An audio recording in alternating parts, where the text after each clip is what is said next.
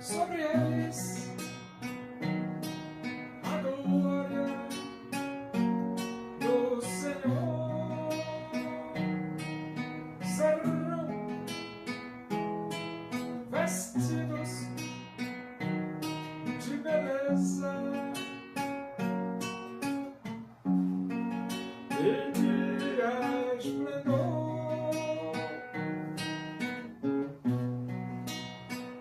receberão o corpo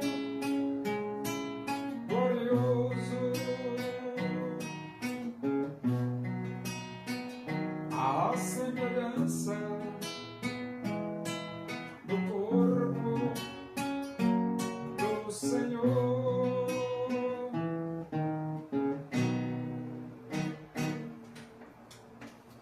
Vamos abrir a Bíblia, Epístola de Paulo aos Colossenses, capítulo 2. Nós vamos ler do versículo 16 até o versículo 19. Diz assim as Escrituras Sagradas, a Palavra de Deus. Ninguém, pois, vos julgue por causa de comida e bebida, ou dia de festa, ou lua nova, ou sábados, porque tudo isso tem sido sombra das coisas que haviam de vir, porém o corpo é de Cristo. Ninguém se faça árbitro contra vós outros, pretextando humildade e culto dos anjos, baseando-se em visões, enfatuado sem motivo algum na sua mente carnal, e não retendo a cabeça, da qual todo o corpo, suprido e bem vinculado, por suas juntas e ligamentos, cresce o crescimento que procede de Deus.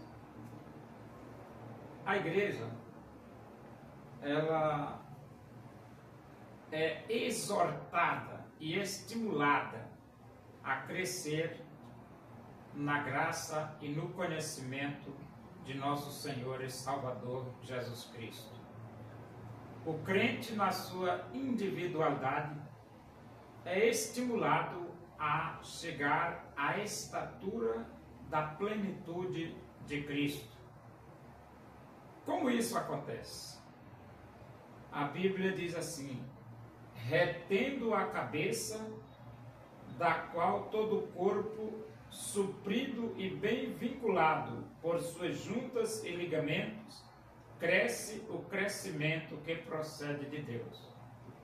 Então, para a igreja crescer harmonicamente, ela precisa primeiro reter a cabeça. A cabeça é Cristo. Está sobre o comando de Cristo, sobre o direcionamento de Cristo. E ele diz aqui, da qual todo o corpo suprido e bem vinculado. Então, quem supre a igreja? É Cristo que supre. Bem suprido e bem vinculado, ou seja, ligado a Cristo. E ele diz aqui, por suas juntas e ligamentos. Essas juntas e ligamentos é porque cada peça tem que estar no seu devido local. E então acontece aí o crescimento que procede de Deus. Então a igreja, quando ela está perfeitamente em harmonia com Jesus e perfeitamente ajustado uns com os outros, os membros uns com os outros, acontece o crescimento que procede de Deus e algo natural. O crescimento da igreja é algo natural, tão natural como a semente que você planta na terra e ela nasce, cresce, floresce e produz o seu fruto. A igreja também é da mesma forma.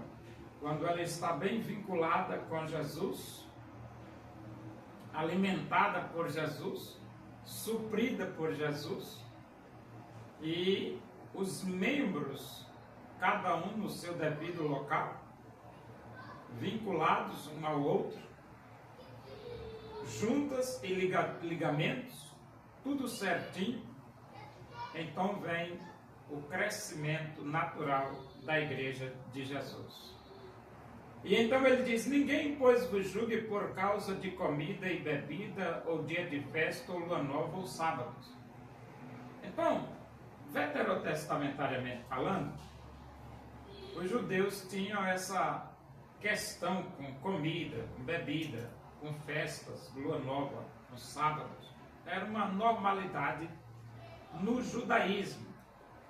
E até hoje ainda é normal dentro do judaísmo essas preocupações. Só que o Evangelho, ele veio para montar um novo direcionamento eclesiástico para os seguidores de Cristo. E é por isso que Pedro, quando ele estava lá na casa de Simão, apareceu aquele lençol baixado do céu pelas 4 pontas. E ali tinha tudo quanto era tipo de aves, imundas e limpas, quadrúpedes, répteis e aves dos céus. E uma voz do céu que disse: Pedro, mata e come. E Pedro: Senhor, jamais entrou na minha boca coisa comum e imunda. E a resposta foi: não consideres imundo o que Deus purificou, não consideres comum o que Deus purificou. Então, essa questão de se preocupar com comida, a Jesus Cristo ele disse: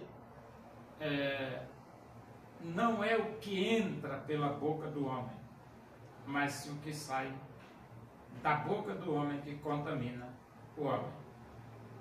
De forma que não devemos nos preocupar demasiadamente com questões alimentícias, no sentido doutrinário, porque isso não faz nenhuma diferença no nosso relacionamento com o Criador dos céus e da terra. E nem tampouco de festas, lua nova, sábados e outros tipos de festas veterotestamentárias, não muda em nada o nosso relacionamento com o Criador dos céus e da terra. E então, ele diz: ninguém se faça árbitro contra vós outros, pretextando humildade e culto dos anjos, baseando-se em visões, enfatuado sem motivo algum a sua mente carnal. Então, aqui ele mostra que a pessoa pode ter uma falsa humildade, que isso não é bom, e ele pode também se deixar levar com relação a culto a anjos, que também isso não é bom, e a pessoa também pode se deixar conduzir por visões, e isso também não é bom. Nós temos a palavra de Deus, nós temos a Bíblia. E a Bíblia é a nossa única regra de fé e prática. E é exatamente através da Bíblia que nós devemos conduzir as nossas vidas. E quando você se direciona pela palavra de Deus, a Bíblia, e quando você tem uma excelente interpretação das Escrituras Sagradas, então você pode ter uma vida cristã saudável, sadia, e crescer um crescimento que procede de Deus.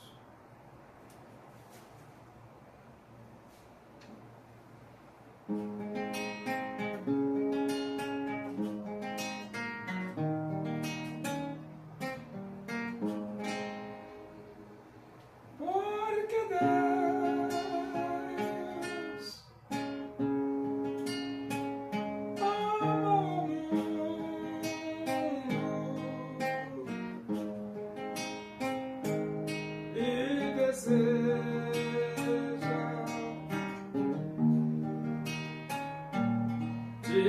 salvar.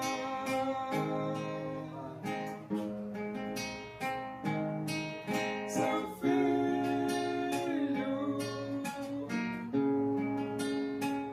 morreu na cruz, simplesmente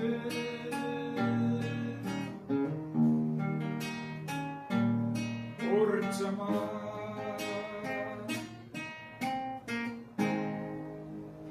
Oremos. Agradecemos a Deus por esse momento na tua presença aí. Que o amor de Deus, a graça de nosso Senhor Jesus Cristo, a comunhão e a consolação do Espírito de Deus seja com todos nós aqui e com todo o teu povo em toda a face da terra, hoje e para sempre. Amém. Boa tarde, que Deus vos abençoe.